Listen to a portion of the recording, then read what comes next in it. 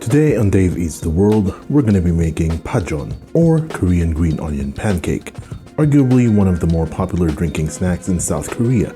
To start, let's chop up some scallions so they fit in the pan.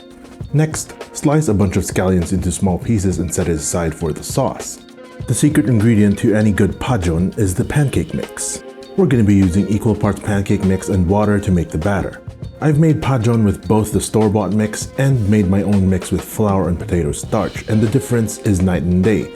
The store-bought mix is clearly superior in terms of browning, crispness, and flavor. Mix in your scallions into the batter and we're ready to fry. In a skillet, pour some neutral flavored oil. We'd want a bit more oil so that the batter crisps up nicely. Make sure to evenly layer your scallions so that they cook evenly.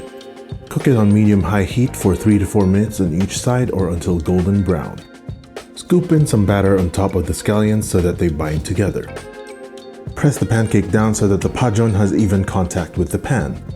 Give it a flip, cook for another 4 minutes, and we're done. I wasn't quite happy that a piece of the batter stuck to the bottom of the pan, so I decided to make another one. That's better.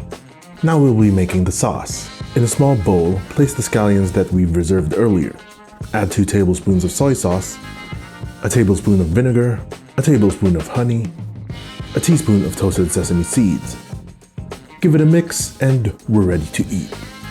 In hindsight, the first Pajeon didn't really look all that bad.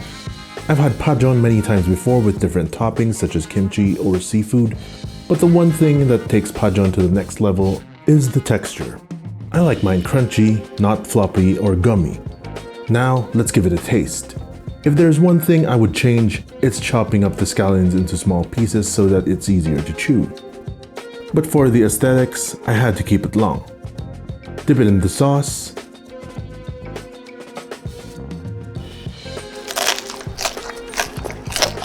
That to me is the sound of a good Pajeon. It's light, crispy, with a slight charred onion flavor, combined with a sweet, salty, and tangy sauce, and you'd wish you would have made more. Pair this with a bit of soju, beer, or a drink of your choice. I prefer Coke Zero though, but hey, you do you. And this is how you make a simple Pajeon. If you like this video, please give it a thumbs up and subscribe if you'd like to see more content like this. I'll see you on the next one.